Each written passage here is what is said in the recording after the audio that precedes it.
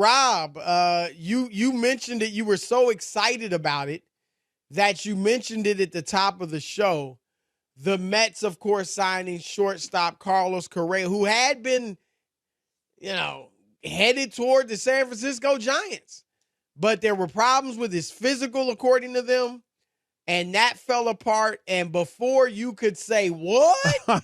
No. The Mets had signed him to a 12-year, $315 million deal. He's 28, Rob. So, Correa's a very good player. And the Mets are stacked now. What are your thoughts on this situation and deal? If you're a San Francisco Giant, and Chris, the people in the Bay Area, I talked to one of my buddies who's a sportscaster up there, Channel 4 up in the Bay Area, and he said they were going crazy on the radio. Like this was the they were upset. They were upset. The fans. Because they remember they wanted to get Judge too. They offered Judge a big deal. Okay, turned down. He's from the Bay Area, so they were disappointed that they didn't get Judge. They really believed that they had a real shot at Judge. And you remember John Heyman even reported that Judge was going to the Giants, remember? Right. And then had to take it back, and it didn't happen. So then they get, we got Correa. They need a star player, Chris. They don't have one. They were in the market to get a star player to head the organization. And the Giants are one of the fourth or fifth, wealthiest franchises in baseball. Right. They got money. Right. And people show up there. The place is packed almost every night. They love baseball in San Francisco. But they now have nothing. And here's the thing, Chris, and I'm reading into this. This is not, I don't have any sources. I don't know anything. It just sounds fishy to me like the Giants got cold feet. From the standpoint of how do you go from you're questioning the medicals or the physical, right? And the Mets have no problem, Chris, agreeing to a deal. Now, of course, he has to take a physical with them. But are we really talking about something that's going to stop him from playing or something long-term? I just don't believe that that's where Correa is. Now, I could be wrong, and maybe he doesn't play a game for the Mets. I don't know.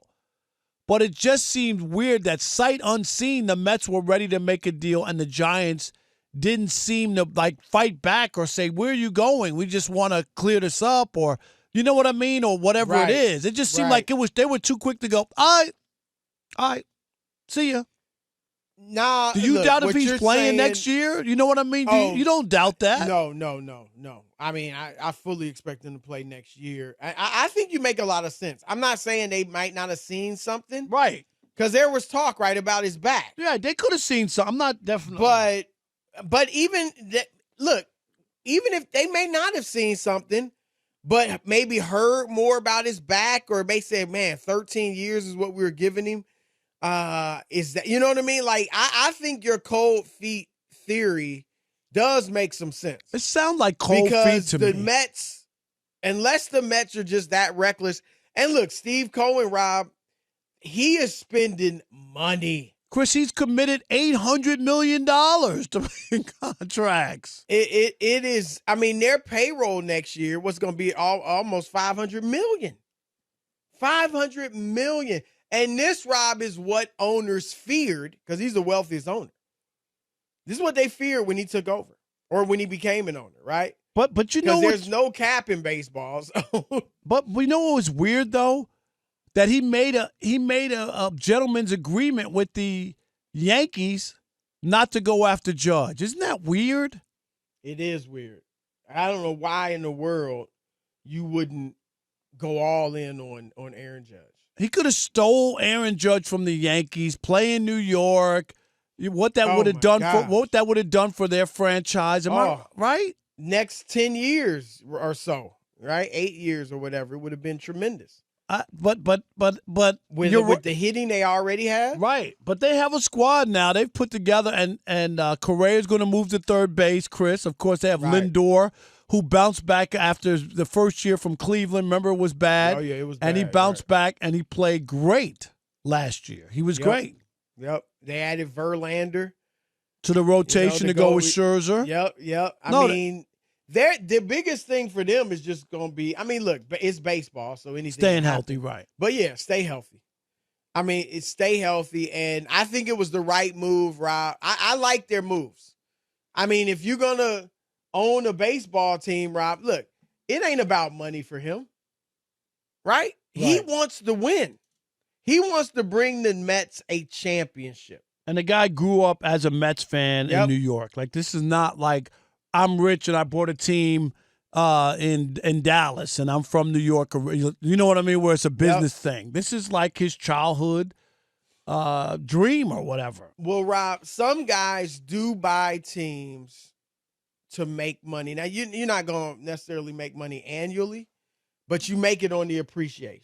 Oh, yeah. Right? So they save. They don't spend a ton of money, and then whenever they sell decades later, they just make a huge amount of money. Like the Suns, Rob, just sold for $4 million or $4 billion or about to. Right, $4 billion. Mean, the money's all the appreciation. We talked about it. What did Donald Sterling bought the Clippers for like $12 million? Yep, and sold them for $2.1 billion. So that's where the money is made, Chris. But there are other owners, Rob, that are in it to win it, and they're not worried. Yeah, we're going to lose money on a yearly basis in some of these years, right?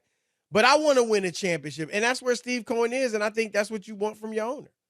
And here's the other one, Chris. His name is escaping me. My God, who they drafted, and they wind up not signing him. How come I can't remember? He pitched at Vanderbilt. Oh, my God. Oh, yeah. Do you remember? But he had an injury, Chris, and they wouldn't sign him. So the Mets, Kumar Rocker, Chris, you remember that? Like, he was a big star, and he had, like, some shoulder issue, and the Mets refused. Like, they drafted him, and everybody thought, oh, he's going to be the next Dwight Gooden and all that. And they didn't sign him because of the injury. But in this case, sight unseen, they had no issue with signing Correa. And that's why I think it felt like the Giants or just wanted out. And I just wonder, Chris, this will be one of those that you'll be able to monitor as time goes on, and you'll say, did the Giants, avoid a disaster, right, with signing that long-term deal, or did they blow it? Like, this is going to be one you'll be able to look back on and say the Giants either got out of it and they was lucky because Correa wound up having an injury play career or whatever, never lived up to it, or he goes and helps the Mets win a World Series or something, and the Giants have nothing. I mean, Giants fans are just mad, and I get it. Well, let me swing it this way. Who is the team to beat right now in New York? Because obviously the Yankees were good and are bringing back Aaron Judge. On paper, it's the Mets. On paper, on paper, it's the Mets. I think it is. Yeah. I mean, they certainly have. I think their pitching. If Verlander can do what he's done in Houston, and they. I mean, Correa, Lindor. I mean, that's formidable right there. Alfonso. And at first base, the home run hitting first baseman. They got a lineup now, and they got pitching.